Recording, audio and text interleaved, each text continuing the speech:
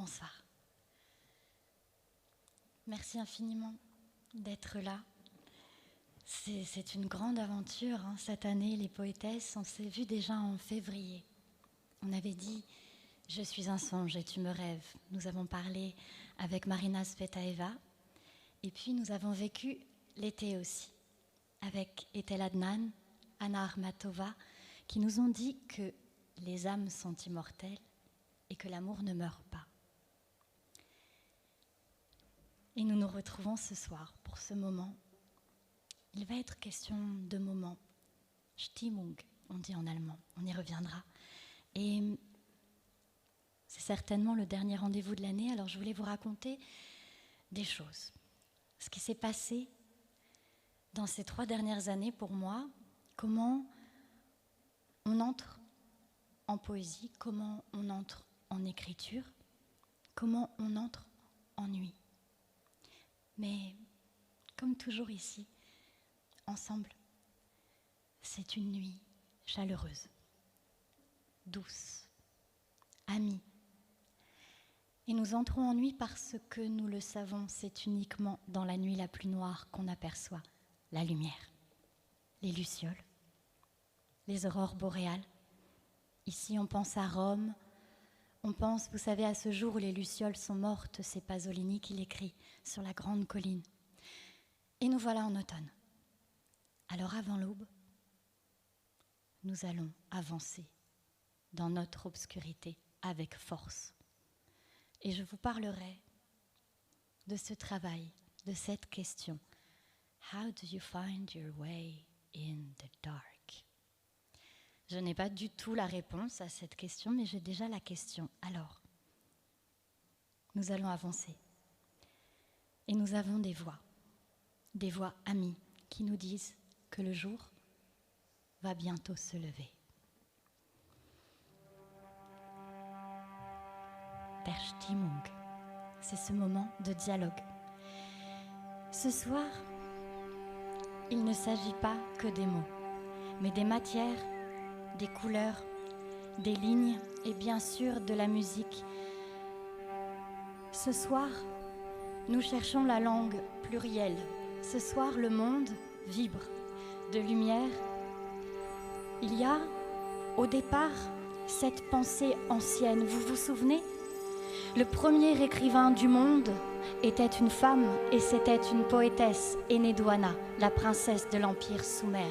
Ce soir, nous repensons aux anciens qui nous disent que si nous pouvons voir le soleil quelque part, c'est que nous sommes devenus semblables au soleil et que jamais nous ne pourrions voir la beauté si quelque part notre âme n'était pas devenue belle. Alors, nous avançons avec force dans l'obscurité car la beauté est partout.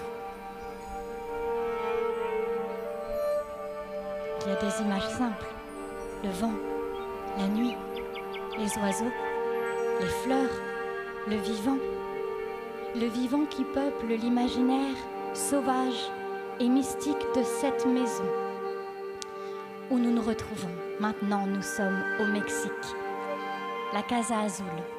Mexico City, dans le quartier de Coyoacán, c'est un temple du réel sublimé. Je ne crois pas nécessaire de raconter ici la vie de Frida Kahlo, son corps morcelé, son cœur morcelé. Non. Ce soir, nous écoutons son courant continu, ses visions magiques et ses mots. Elle qui nous dit que les mots sont des couleurs qu'elle ne connaît pas. Ici, les mots sont bleus comme les murs de la Casa Azul. Ici, ce soir, le monde est bleu.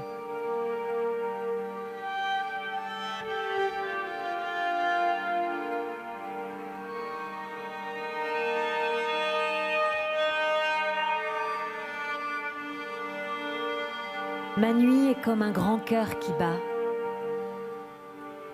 Il est 3h30 du matin. Ma nuit est sans lune.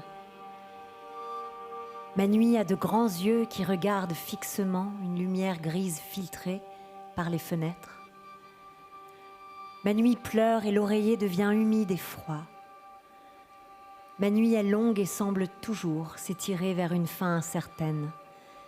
Ma nuit me précipite dans ton absence. Ma nuit me répond vide. Ma nuit me donne froid et solitude.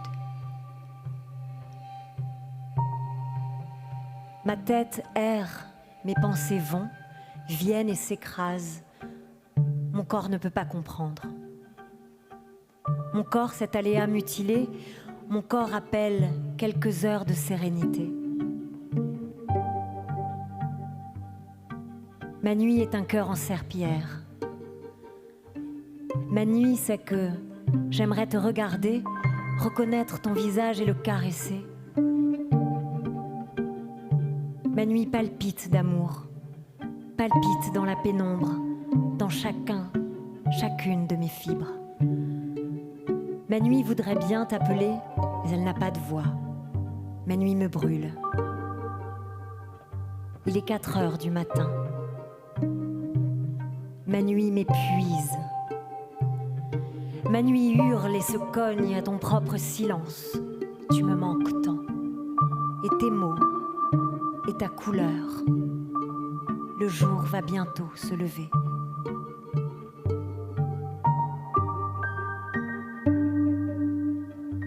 Dans la salive, dans le papier, dans l'éclipse, dans toutes les lignes, dans toutes les couleurs, dans mes urines, dans ma bouche, dans mon cœur, dans ma folie, dans mon rêve, dans le papier buvard, dans la pointe du stylo, dans les crayons, dans les paysages de métal, dans l'imagination, dans ma poitrine, dehors, dedans, dans l'encrier, dans la peine à écrire, dans la merveille de mes yeux, dans les dernières lignes du soleil. Le soleil n'a pas de ligne, dans tout. Dire dans tout, c'est imbécile et c'est magnifique.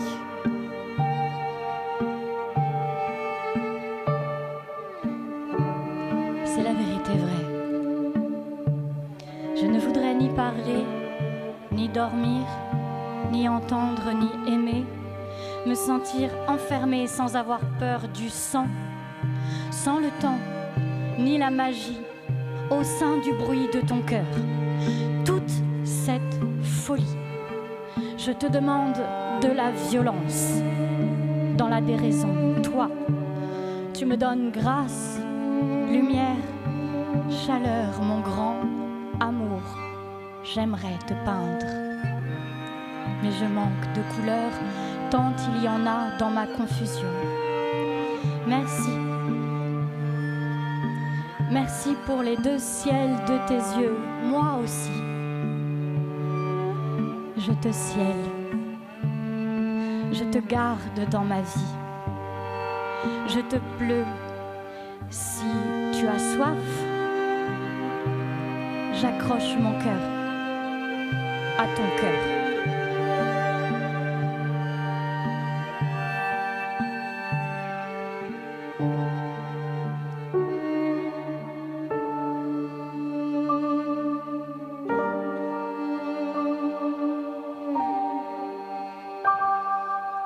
Dance with me, firefly.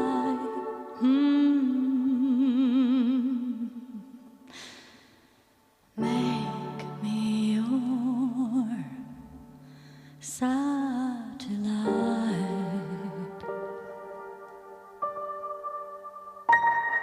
Somewhere in the galaxy, we are the last lovers alive.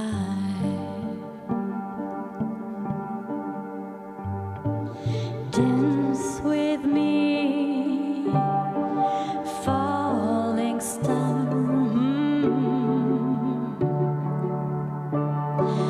Make me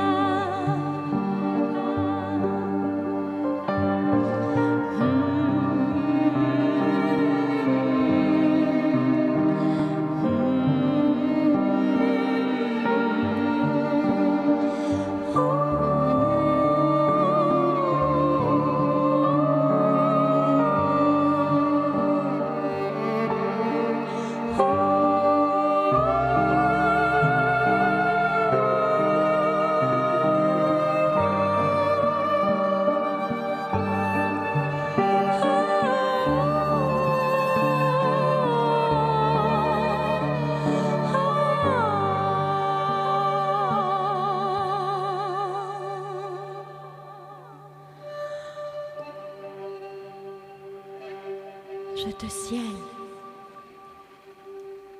Tu me pleus. Ensemble nous cielons. Le monde de Frida Kahlo est un grand monde de dieux vivants, hommes, animaux, arbres, feuilles, une alchimie, de l'art et de la vie, qui m'a invité à quitter la ville. Il fallait au moins ce silence pour se questionner, écouter cet autre chant du monde. Le monde n'est jamais silencieux. On parle de cosmophonie, de géophonie. Le monde ne nous laisse jamais seuls quand on se demande comment trouver son chemin à travers la lumière. Et c'est cette question, la base de ce travail d'archéologie, chercher les images manquantes, les vides de ces femmes, ces poétesses. Oui, comprendre souvent leur vie difficile, violente. On se souvient des suicidées italiennes Antonia Pozzi, belge Sophie Podolski et d'ailleurs Sylvia Plath et tant d'autres. Oui, on comprend que la vie et l'art des femmes font poésie, comme dans cette maison dont nous sommes partis au Mexique, la Casa Azul. Les mots de Frida, je te ciel, nous portent dans un autre monde. Ici, on parle de Camille. Nous sommes au Japon. Écoutons ces mots étranges et étrangers.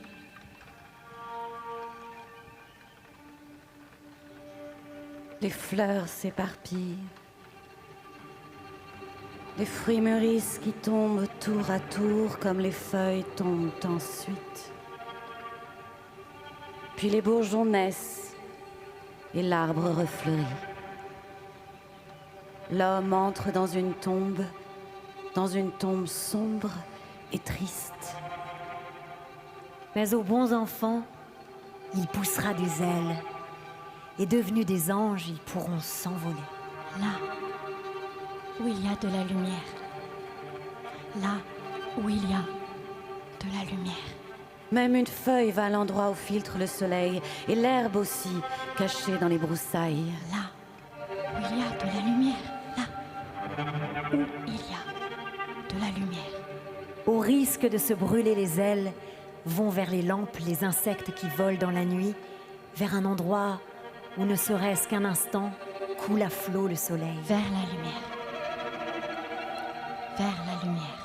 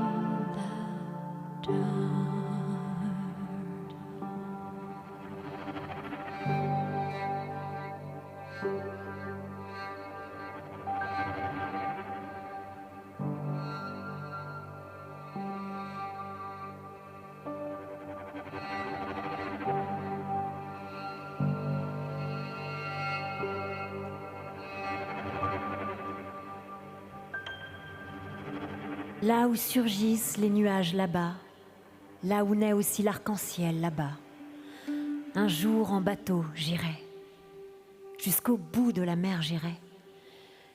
Même si c'est très loin, si la nuit commence, si l'on n'y voit plus rien, je cueillerai de mes mains les belles étoiles.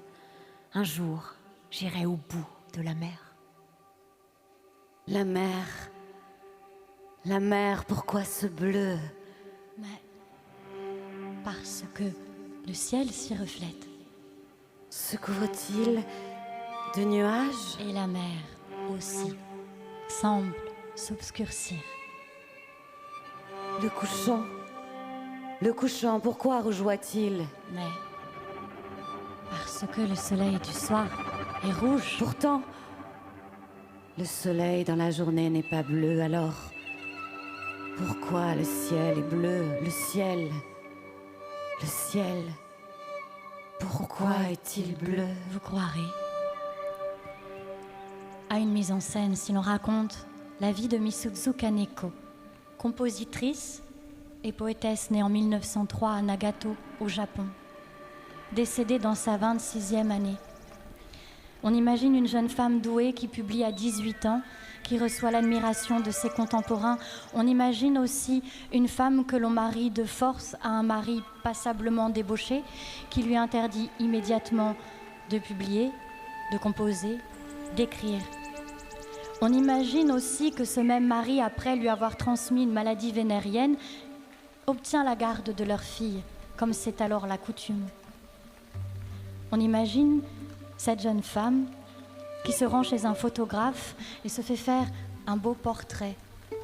Elle laisse un mot suppliant que sa fille soit confiée à sa grand-mère avant de mettre fin à ses jours.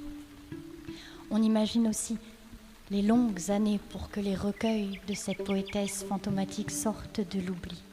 Elle qui nous dit « Nous sommes tous différents et nous sommes tous beaux par ses yeux.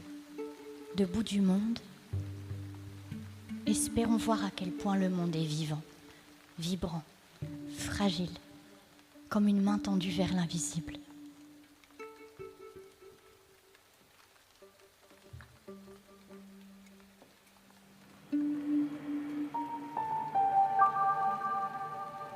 Qu'est-ce qui se passe quand on dort? Dès qu'on ouvre les yeux, plus rien. Tout disparaît. De ce que personne n'a jamais vu, qui peut dire que ce soit un mensonge? Qu'y a-t-il dans un battement de paupières? Qu'est-ce qui se passe pendant qu'on dort? Un cheval blanc déploie ses ailes. Il passe et disparaît dans le bleu du ciel. Des choses que personne n'a jamais vues. Qui peut dire qu'elles n'existent pas?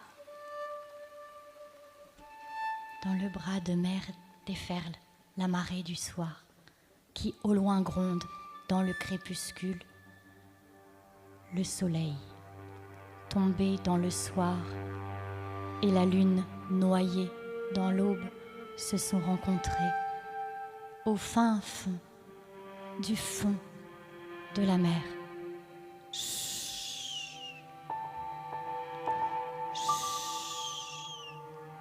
La voilà. Elle se lève. La crête des montagnes faiblement s'éclaire. Au fond du ciel, comme au fond de la mer, la lune se lève.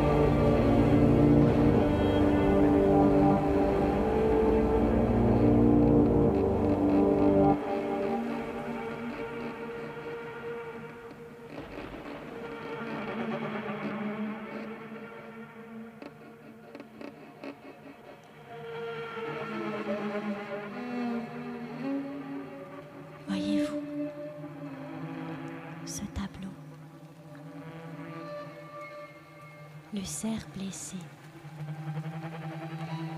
Un cerf à tête de femme, le visage de Frida Kahlo qui traverse cette forêt magique, mi-animal, mi-femme. On pense à une autre forêt de l'autre côté du miroir. Vous savez, Alice entre dans la forêt des choses sans nom. En entrant, elle oublie son nom. Elle croise un faon qui ne sait plus qu'il est faon et ensemble ils cheminent, compagnons de l'improbable jusqu'à l'orée du bois. Je me demande s'il faut oublier les langues, mélanger les mots, les couleurs pour espérer voir le monde comme on voudrait le voir, primaire, comme les couleurs, comme les enfants. Et ici, je pense à un conte, presque une fable, écrite de la main d'une femme américaine, juive, homosexuelle dans la France du début du siècle. Gertrude Stein est certainement l'une des collectionneuses les plus importantes de l'art moderne. Elle se passionne pour les grands aplats de couleurs vives de l'école de Paris, les cernes puissants, profonds de Matisse, Picabia. Et puis, Gertrude Stein soutient activement les cubistes. Pourtant, elle compose cette fable, presque une comptine, qui nous dit « Le monde est rond ».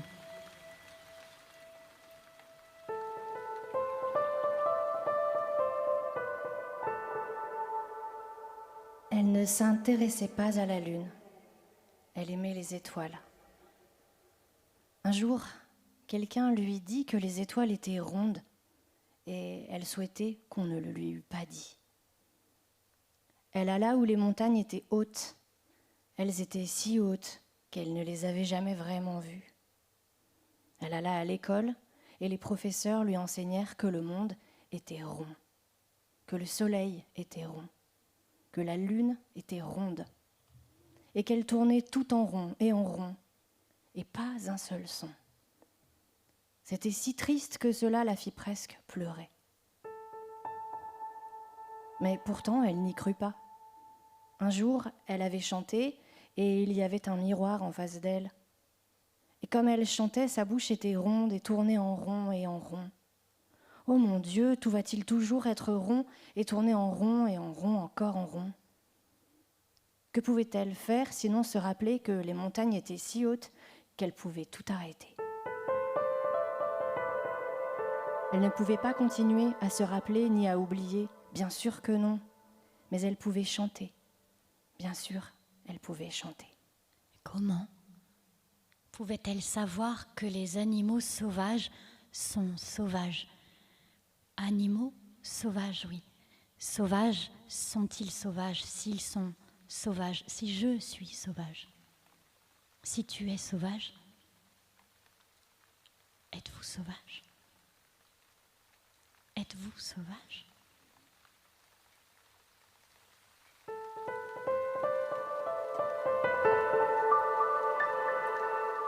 L'aurore n'est pas rose, mais elle est bien chaude et dans les bois, elle est vraiment ainsi.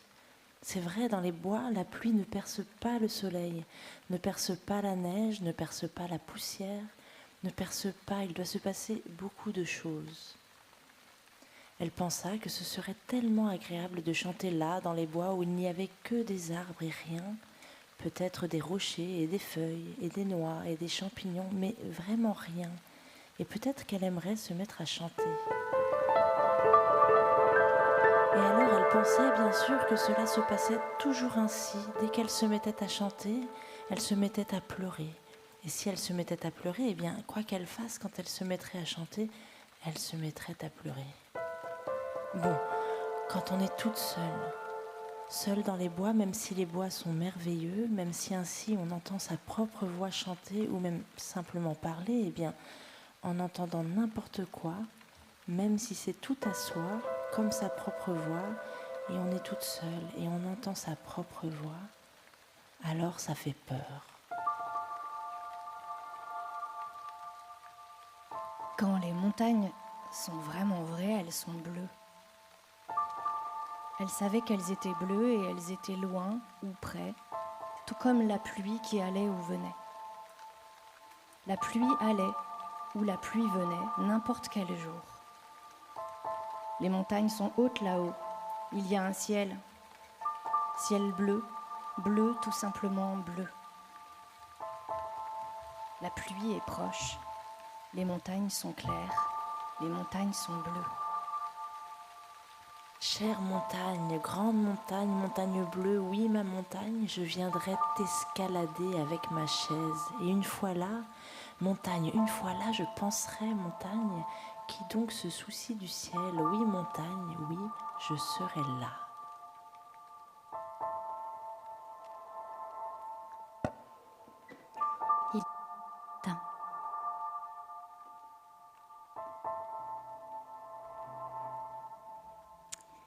Il était tôt le matin quand elle commença à marcher. Les oiseaux commençaient à s'agiter et alors elle entendit des oiseaux pousser de drôles de cris en s'envolant. Il faisait de plus en plus sombre et il n'y avait pas de lune. Elle ne s'était jamais intéressée à la lune, mais il y avait beaucoup d'étoiles et quelqu'un lui avait dit que les étoiles étaient rondes et elles n'étaient pas des étoiles et donc les étoiles ne lui étaient d'aucun réconfort. Et juste à ce moment-là, juste à ce moment-là, c'est juste ça. C'était juste ce moment-là. Et c'était la nuit. Et la nuit, la nuit peut être très bien, c'est exactement ce qu'une nuit peut être. Elle peut être toute la nuit. Et à ce moment-là, juste à ce moment-là, qu'était-ce ? Ce n'était pas la foudre. Ce n'était pas une lune, ce n'était pas une étoile, pas même une étoile filante. Ce n'était pas un parapluie, ce n'était pas des yeux dans le noir. Oh mon Dieu, non, c'était une lumière si brillante. Et voilà qu'elle était là-bas, sur une autre colline, et elle tournait, et tournait, et tournait tout autour. Et c'était un projecteur, sûrement que c'en était un, et il faisait tourner, et tourner la lumière, et rendait le sol vert, pas noir, et rendait le ciel blanc, pas noir, et elle se sentit bien, au chaud, dans tout son corps. Et elle se mit à chanter.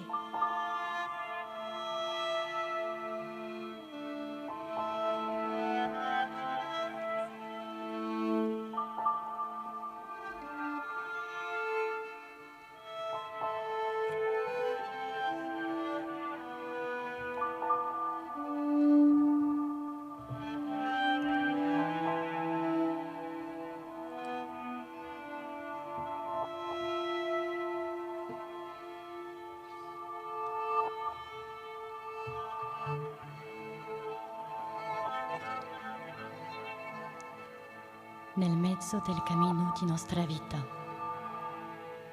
mi ritrovai per una selva oscura che la diritta via era smarrita. Au milieu du chemin de notre vie, je me retrouvais par une forêt obscure car la voie droite était perdue.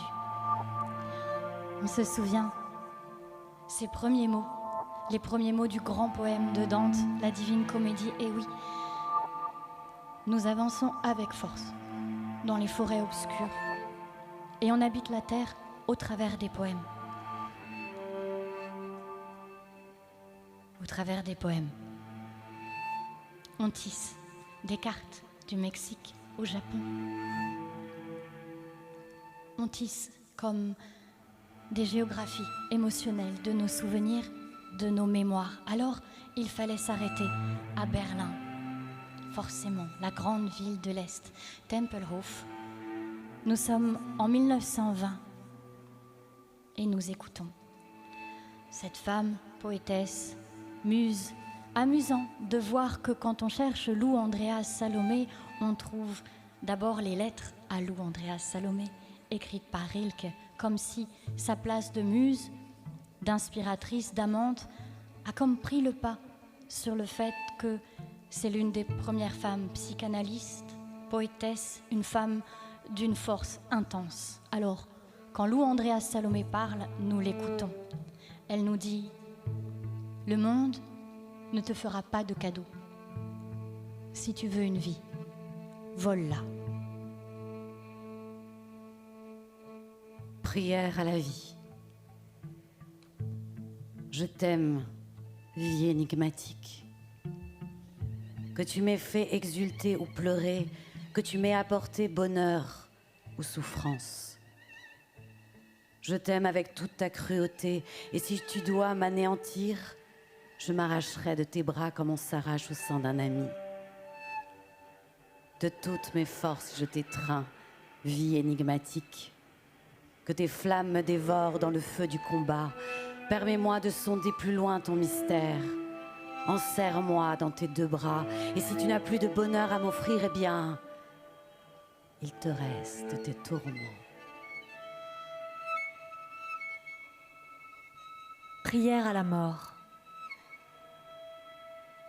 Le jour où je serai sur mon lit de mort, étincelle qui s'est éteinte, caresse encore une fois mes cheveux de ta main bien-aimée. Avant qu'on rende à la terre ce qui doit retourner à la terre, pose sur ma bouche que tu as aimé encore un baiser. Je devrais, me semble-t-il, renaître une fois encore.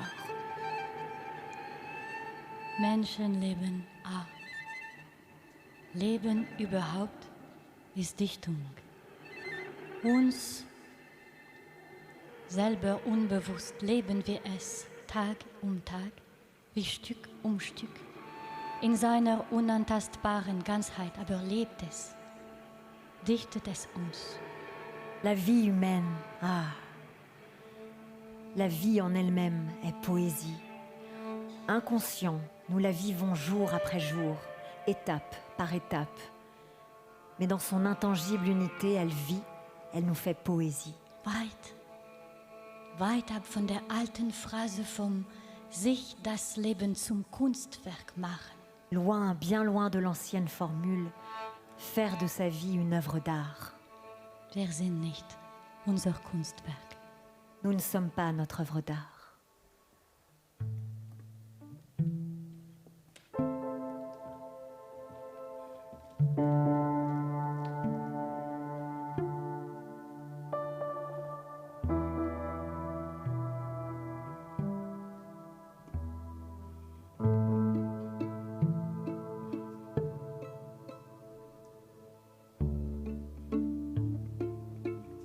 Depuis longtemps, le chemin s'est perdu. Dans l'escarpement des buissons et des pierres, battu des vents et dominant la mer, je m'enfonce à tâtons dans la forêt. Autour de moi, le pays devient de plus en plus étranger. C'était ici ma demeure. C'était ici le lieu de mon enfance. Les branches nues, par les vents agités, portent la dernière neige de mars.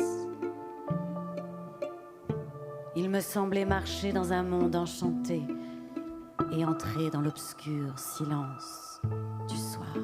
Si nous traversons la forêt, c'est bien sûr pour arriver à la mer.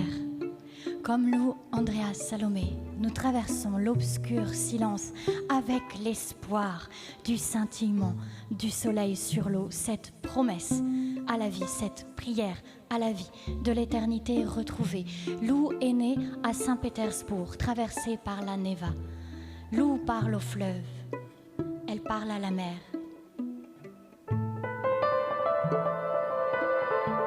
Même si tu es loin, je te regarde. Même si tu es loin, tu restes à moi, comme une présence qui ne peut pas lire, comme mon paysage. Tu entoures ma vie. Si je ne m'étais jamais reposée sur tes rives, il me semble que je connaîtrais pourtant des horizons infinis. Et chaque vague de mes rêves me déposerait au bord de tes immenses solitudes. Ô ciel, ciel clair au-dessus de moi, c'est à toi que je veux me confier. Fais de mes joies et de mes peines d'ici-bas, ne m'empêche pas de lever mon regard vers toi. Toi qui te déploies sur tout à travers les espaces et les vents, montre-moi le chemin, je te retrouverai.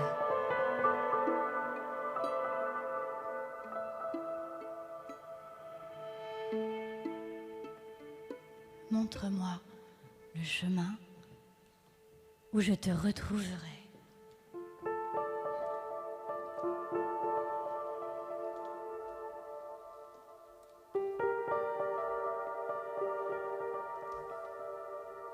Parfois la voix se lève dans des langues étranges et étrangères car la musique part en voyage à travers le monde et que les mots sont des sons que je ne connais pas ici. Je me souviens avoir voulu dire cet écho quelque part entre les mondes. En anglais on dit « wherever you are ».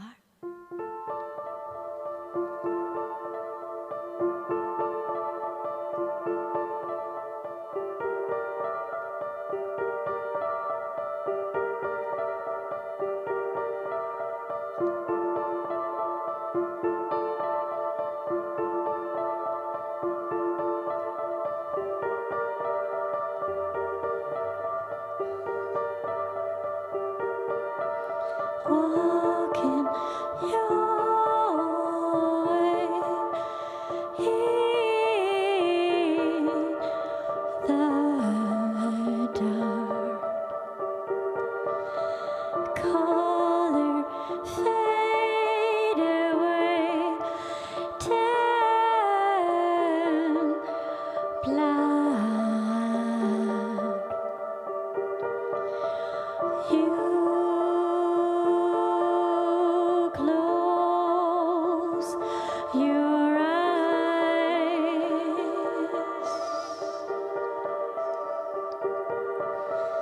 You close your eyes to see all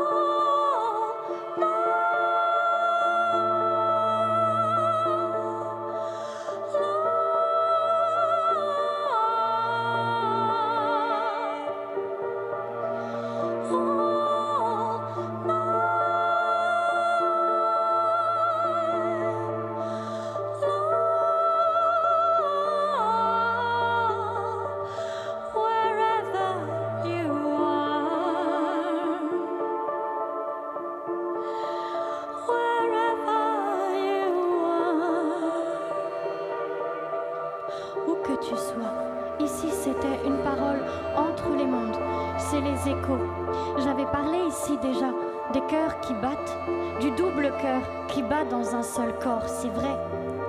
Je me souviens cet instant de donner la vie, de me poser ces questions dans l'écriture. Quelle femme, quel artiste, quelle mère, quel être vivant devenir.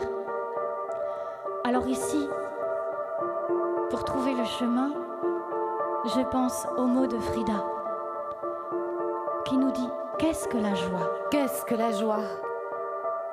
Qu'est-ce que la joie? La création au moment de la découverte. La connaissance du reste, c'est un héritage vide. Rien. Merde. Tout peut renfermer de la beauté, même le pire horreur. Tout ce qui contient de la beauté qu'elle vibre à l'intérieur d'une femme ou d'une montagne.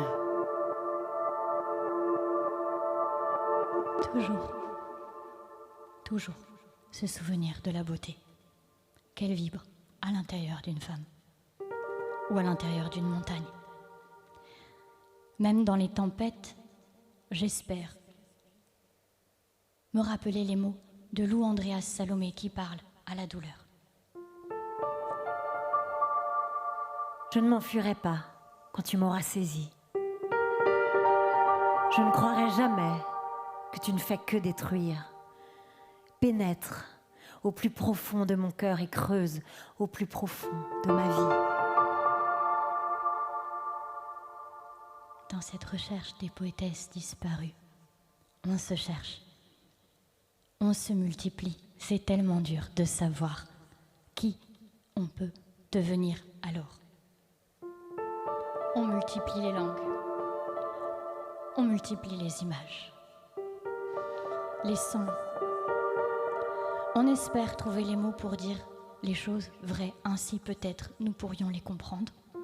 Je vois toujours des horizons, là où tu dessines des frontières, nous dit Frida Kahlo. Je crois que la beauté est partout. Je crois, comme Misuzu Kaneko nous le dit, que dans son quartier délaissé, la boue était la profondeur du ciel.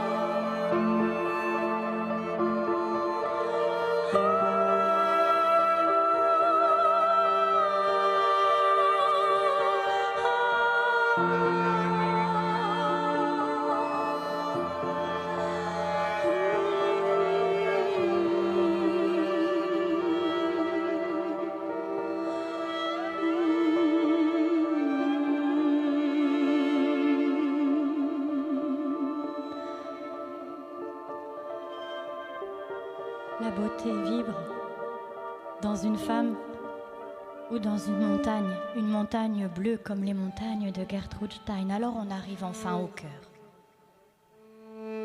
On arrive enfin à la beauté.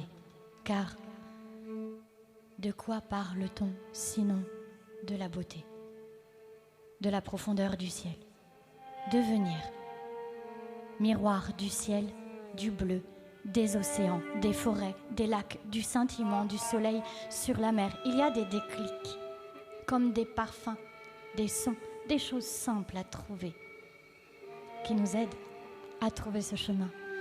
À travers la nuit noire, il y a des lignes tracées sur les feuilles, sur les arbres, les étoiles et le vent,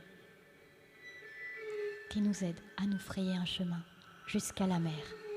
Et pour moi, c'est toujours la Méditerranée.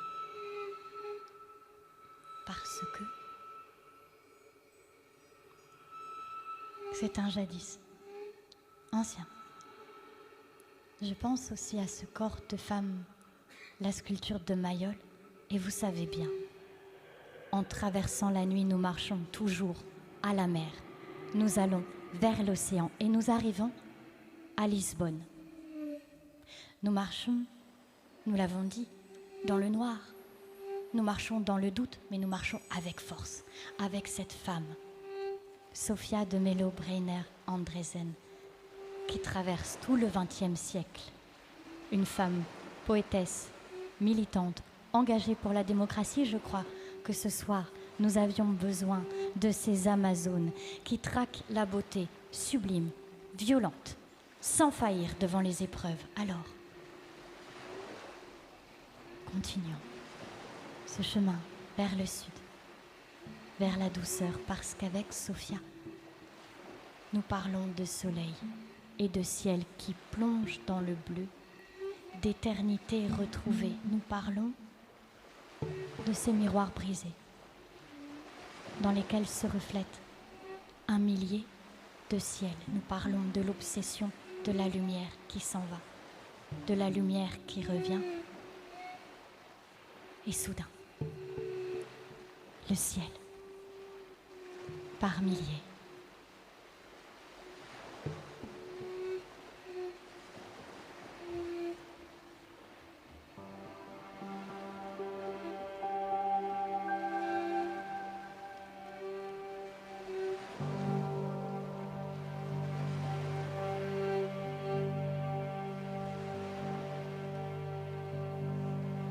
Dans l'air passaient soudain des oiseaux.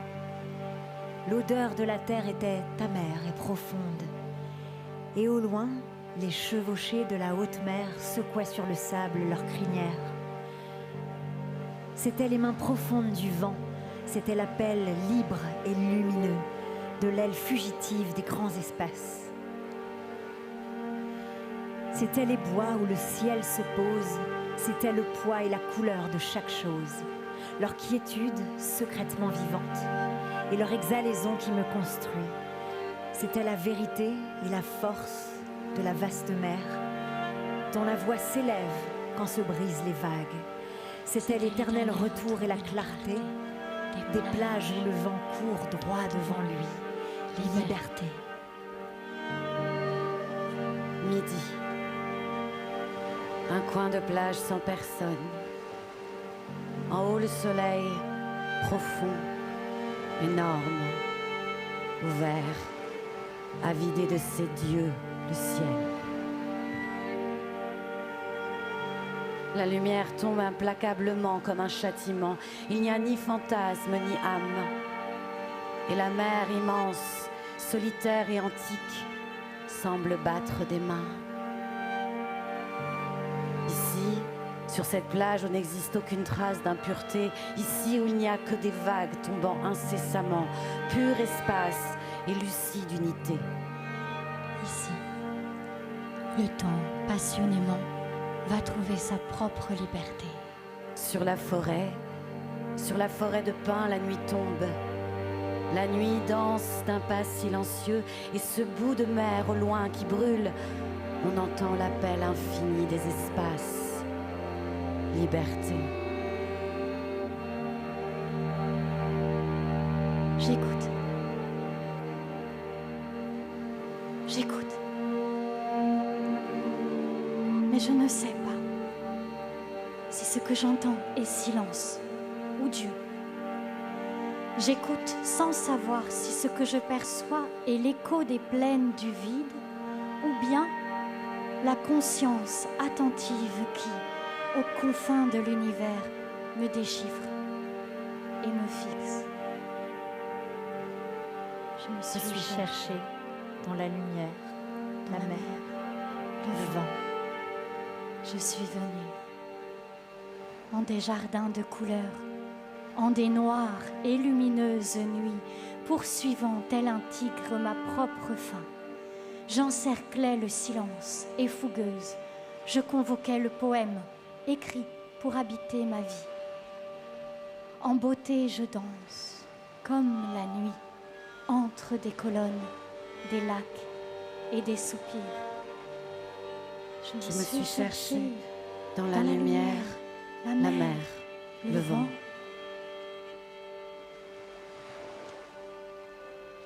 Je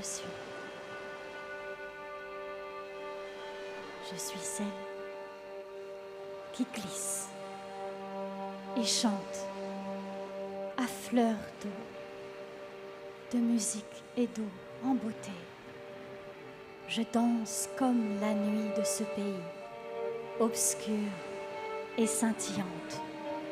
En mes gestes, en mes yeux, se conjugue ce qu'il y a de plus sombre et de plus brillant.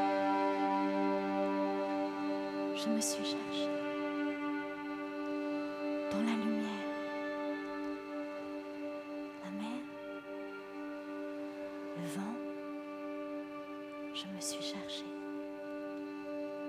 dans la lumière, la mer, le vent. Je me suis cherchée.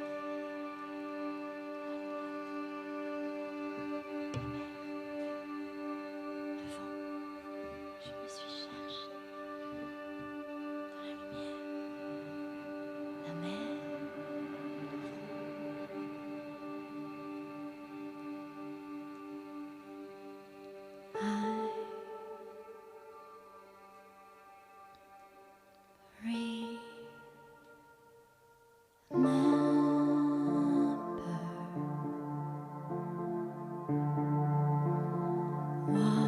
Was it so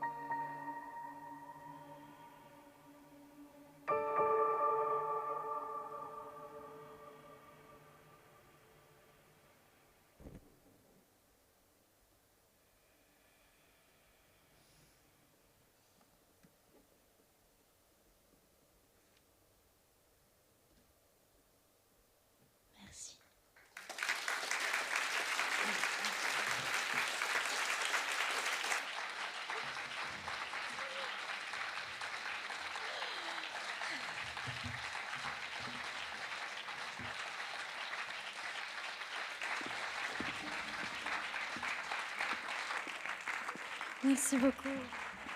Je vous demande d'applaudir vraiment de toutes nos forces qui sont nombreuses grâce à ces personnes, ces êtres vivants magnifiques. Je vous prie d'applaudir Émilie Dautricourt.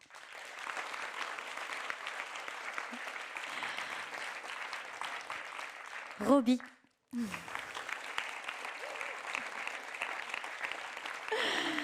Et je vous prie vraiment de remercier pour moi, avec moi, quelqu'un que donc nous avons joué pour la première fois ensemble il y a quelques heures à peine. Elle est merveilleuse, Christelle Lassor.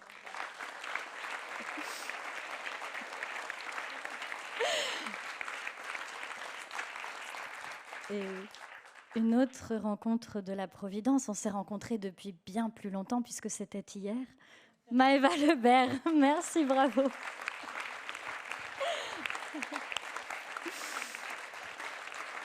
Merci. J'aimerais aussi, vous savez, je crois que on commence à se connaître, on s'approche un petit peu, et vous savez que à chaque fois, c'est des plongées dans le vide, c'est des choses qui se créent dans la journée, et ce serait totalement impossible sans la fabuleuse équipe technique de la Maison de la Poésie, toute l'équipe d'ailleurs de la Maison de la Poésie, Olivier qui nous accueille, toute l'équipe incroyable, mais vraiment un très grand merci à Patrice aux Lumières ce soir. Bravo, merci à lui. Et vous le connaissez peut-être, j'espère, enfin en tout cas, il est avec moi partout depuis que je l'ai rencontré ici, je l'embarque à peu près, on va partir ensemble loin en Italie, etc. au son. Lénie Spira. Merci du fond du cœur, Lénie.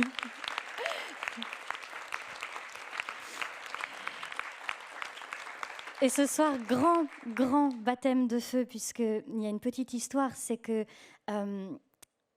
c'était la fin de l'année. Ça fait 3 ans, c'est vrai, que je travaille sur cet album qui s'appelle, vous l'avez peut-être compris, How Do You Find Your Way in the Dark. Et c'est une sorte de grand concert étrange, un poème sonore, etc. Et on l'a créé la semaine dernière à la Scène nationale d'Angoulême, et on voulait vraiment vous présenter une toute petite partie du décor, parce qu'après il y a vraiment des forêts, des lucioles partout, mais ce grand arbre, c'est vraiment un énorme travail d'équipe. Et ce soir, c'était la grande première de Gilda qui vient de nous rejoindre sur l'équipe, et merci de t'être jetée avec nous comme un danseur du vide. Merci Gilda, bravo à toi.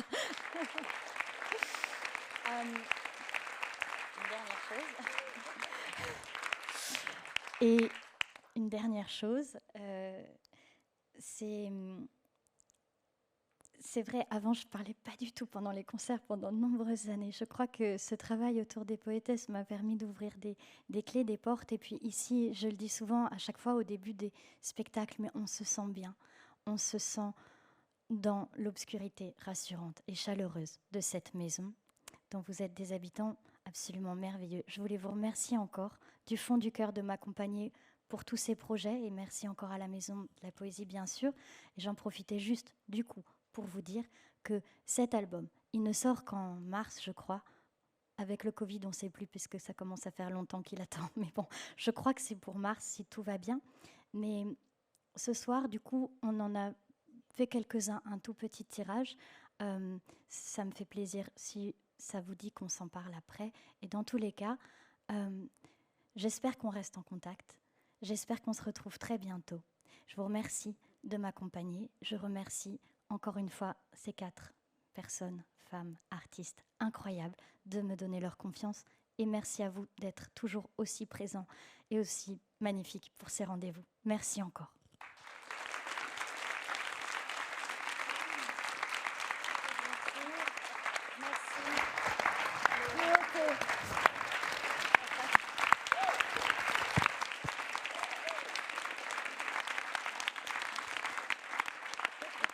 Merci encore.